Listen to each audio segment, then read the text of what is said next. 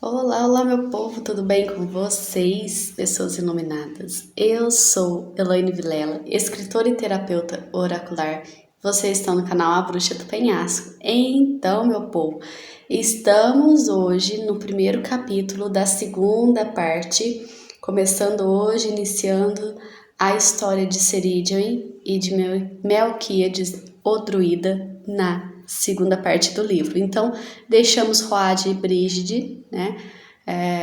E rumamos agora para Ceridian, para Damara. Esse primeiro capítulo da primeira parte já se chama A Anciã.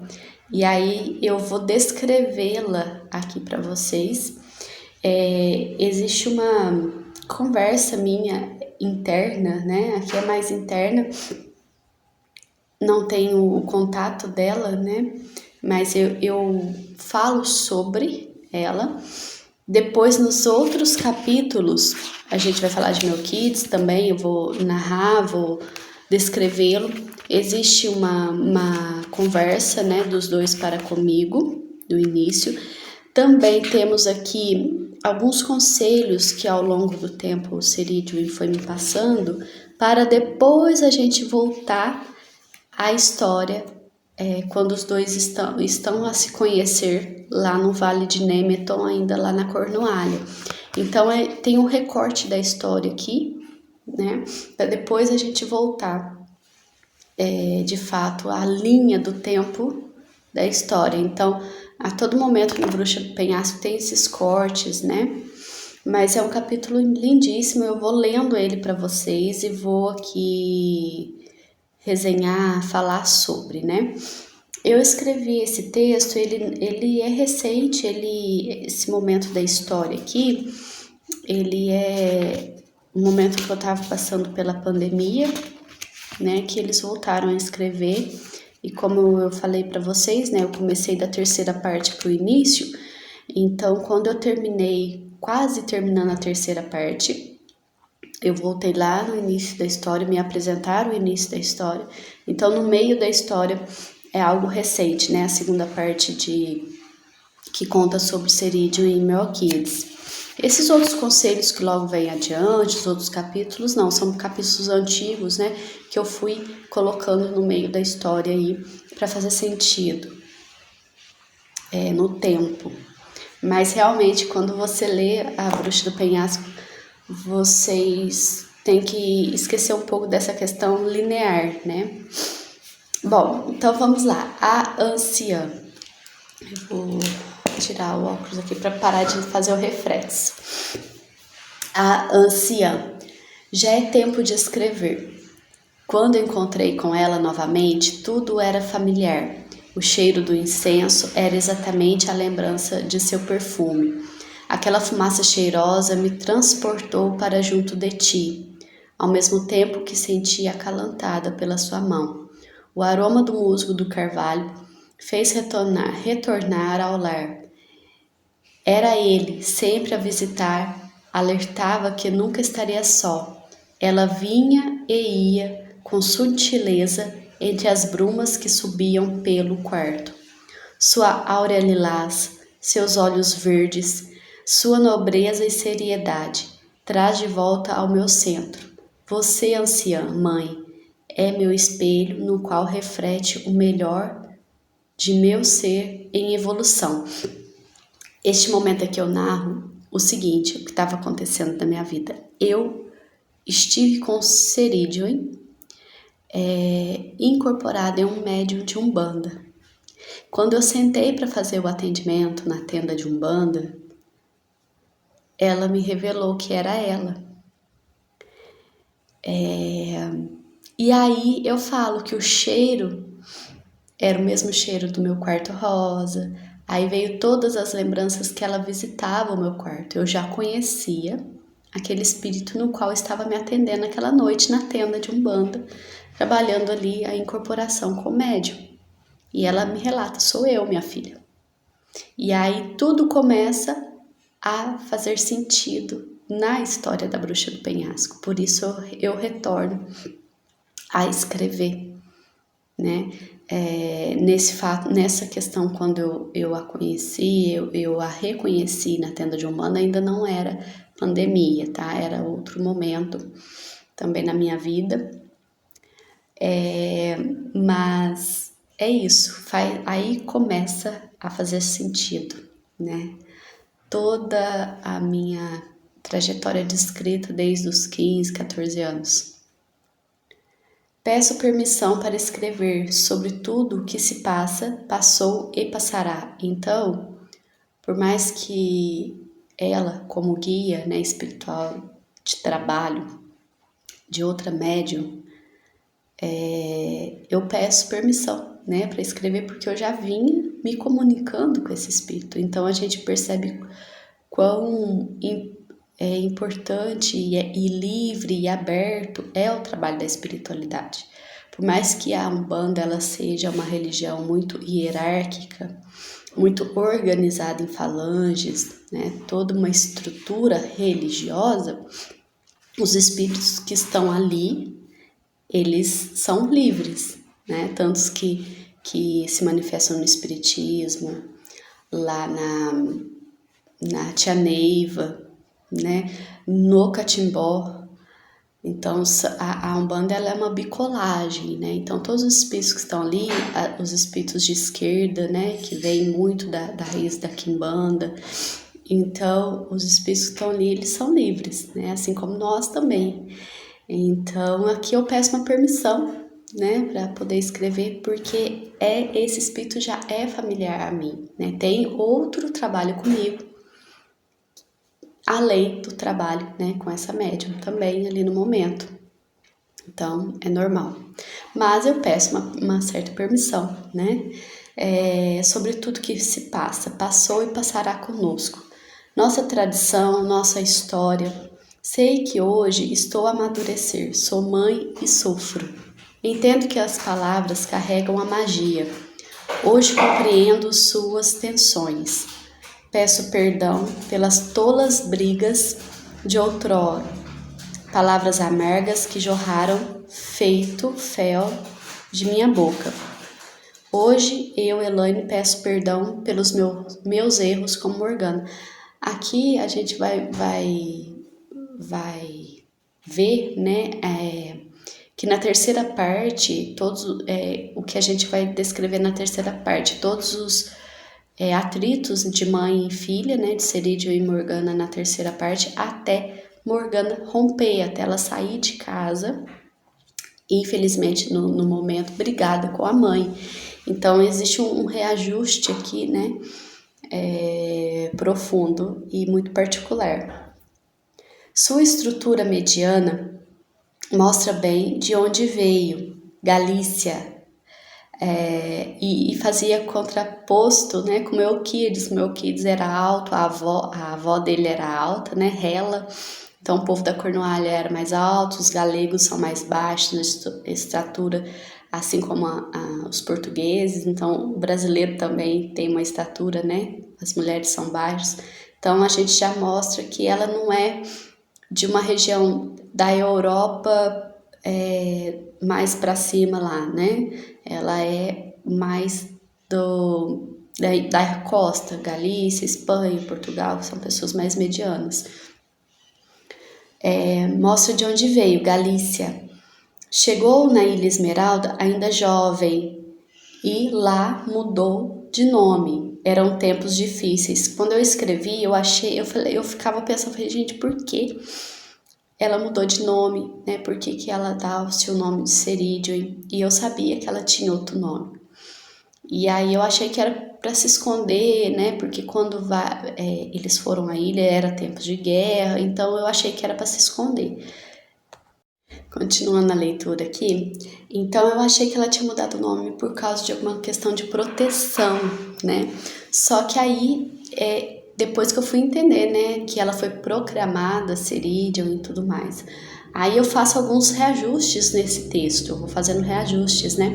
Hoje sei que Cerídio foi nascida e proclamada no lago Enol pela própria deusa, mas isso não foi revelado a Morgana. Então, quando eu escrevi esse texto, eu ainda não tinha passado por aquela história do lago Enol, no qual a gente passou agora na primeira parte, né? O último texto da primeira parte.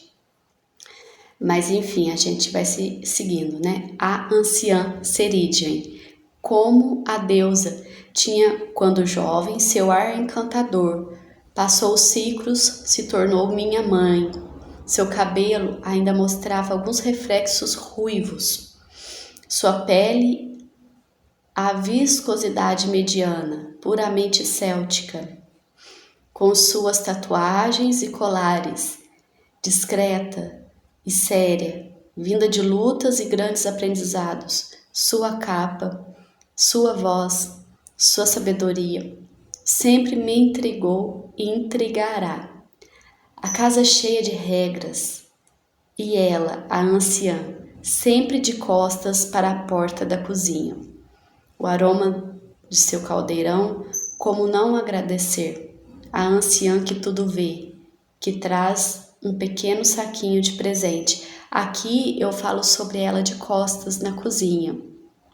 Sempre quando passou daquela fase do penhasco, né, no qual eu desdobrava e era conflituoso para mim, né, à beira do penhasco, quando criança, depois de um tempo eu comecei a sentir a presença dela no quarto e depois sempre me vinha essa imagem, sempre de costas para mim, ela se apresentava, mexia no caldeirão, na cozinha, mas não se revelou de fato assim abertamente. Então eu sempre relato Cerídien de costas para mim. Depois, ao decorrer do tempo, né, que o contato começou a ser maior, que ela veio a se mostrar, mas a primeira imagem que eu tenho de Cerídien é ela de costas, trabalhando ali no caldeirão, na comida, na cozinha, e muita voz, né? Eu sempre ouvia muito a voz dela e a presença dela no quarto, eu sentia o chale e tudo mais, as botas pesadas,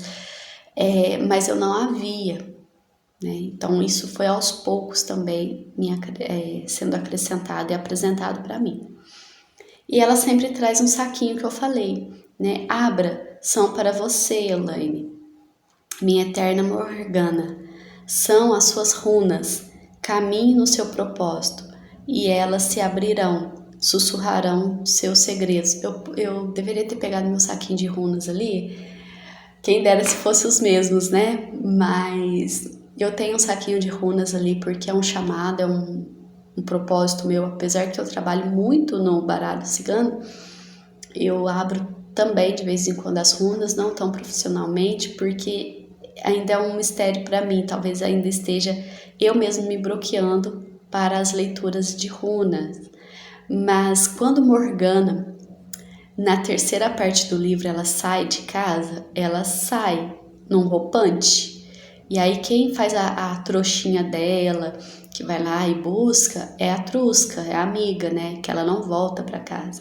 E aí Trusca encontra com ela no meio do caminho para entregar uma roupa, né? As coisas para ela ir embora.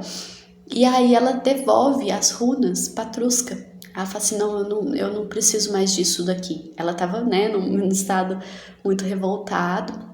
No momento, então, ela fala que não quer saber o que vai acontecer, ela só vai, ela só quer ir embora de casa, ela só quer ir embora dali. E aí as runas ficam. E aí, assim, simbologicamente, Cerídien me entrega de novo esse poder, né, do oráculo das runas para mim novamente. E ela fala que o saquinho sempre teve ali, então imagina o sentimento de mãe, né, da filha ter saído de casa, uma briga, né, que aconteceu, um corte tão ríspido assim, né, e eu imagino Cerídien olhando para aquele saquinho ali, né, de runas, as coisinhas de Morgana ali, né, imaginando tudo, a filha fora de casa. E aí Ela fala, me entrega o saquinho de novo. Eu nunca entendi, eu sabia o que estava ali. Depois, com esse contato maior com ela incorporada na médium, que eu fui descobrir o que era runas. Aprofundo, né? Sua voz ecoava no quarto. Ela não demonstrava seu afeto, mas sempre sentia abraçada, ou pelo menos era imaginável seu abraço. Então, muito séria, muito rígida, mas eu sentia ao mesmo tempo abraçada por ela. Como não se sentir às margens, nas sombras, diante essa magnitude? Então, me sentia inferior, né, a ela. Hoje entendo que faço parte dela e que fui criada para a excelência da deusa. Ela falou isso para mim e tem uma imagem da escrita dela na primeira parte, uma das primeiras folhas do livro. Eu digitalizei o que a médium incorporada escreveu. E ela fala sobre a excelência da deusa, né? Durmo visualizando sua imagem no canto do quarto, me aconchegando em seus seios, e com essa imagem transportamos para a casa do penhasco. Aqui existe um desdobramento. Eu sempre dormia e naquele estado de quase sono, né? De vigília, eu via ela no quarto. Abro a porta e ela está lá, sempre de costas, a me ensinar à beira do caldeirão. Abro a janela da cozinha para os raios solares entrarem. Avisto Tanares, dando suas alegres lambidas matinais. Tanares é o gatinho de Morgana, e ele tem um papel fundamental na história para amarrar todo esse contexto aí. A gente vai apresentar Tanares na segunda parte aqui logo. Somente quero estar com ela e ouvir suas histórias. A lembrança é doce. Provoco, ela silencia, mas voltar ao corpo e deixá-la em paz. Ela fala para eu deixar ela em paz e voltar, né, para minha cama, porque eu sempre queria estar ali, né, incomodando, falando, perguntando, e ela no momento ainda não pode falar, então ela sempre me enxotava de lá, né? Tô um pouquinho nariz escorrendo, gente, já perceberam, né? Mas vamos gravar. Ser ventilador à noite. Digo que voltarei sempre, vários e vários dias. Ela sorri, lógico que disfarçadamente. Ela se vira novamente para seus afazeres no plano celeste. E aí eu falo plano celeste, eu falei imaginário, etérico, o plano das minhas memórias, o plano do não plano, onde essa imagem esteja, ela é. Então assim, aqui a gente fala sobre a psique, né? Aonde ela esteja, em qual plano esteja, eu não sei muito bem aonde está. Eu só sei que essa memória existe e ela é, né? Ela está. Então a gente fala sobre uma psique que é não local, né? Ela não tá... Essa memória não está em mim apenas, né? Ela existe. Finalzinho do texto aqui, da primeira parte, né? A anciã. Então, vamos lá, terminando aqui. A anciã, minha mãe, a sacerdotisa, a que conduz a bruxa, a coruja, ela sempre em mim e eu sempre nela. Meu eterno Triskelê, a lembrar do poder da deusa, do penhasco, da capa, dos cogumelos frescos, do quarto arrumado, das regras necessárias, mas não compreendidas, do amor não pronunciado, da renúncia e da dor. Então aqui a gente percebe que era uma casa cheia de regras, né? Ceridian, ela viveu, e como a gente vem contando na história, em momentos de guerra e paz. Depois teve o falecimento da mãe, e a conexão com o Ruad, né? Com o pai, que a leva para um casamento, e depois acompanha ela para a Irlanda, né? Ruad está sempre com ela, muito presente. Mas ela foi criada a esse ferro e fogo, né? Uma coisa muito rígida. Então ela passa essa rigidez metódica, disciplinar para casa, né? E para a criação de Morgana, que era uma adolescente revoltada e queria sair dali de casa, queria conhecer o mundo, queria fazer sua própria sina, queria ou mudá-la, né? Como diz lá na história de Valente, da Disney. Então ela tinha esse roupante de não, eu não quero este caminho que a minha mãe tá me mostrando, me exigindo, né? Eu quero fazer o meu caminho.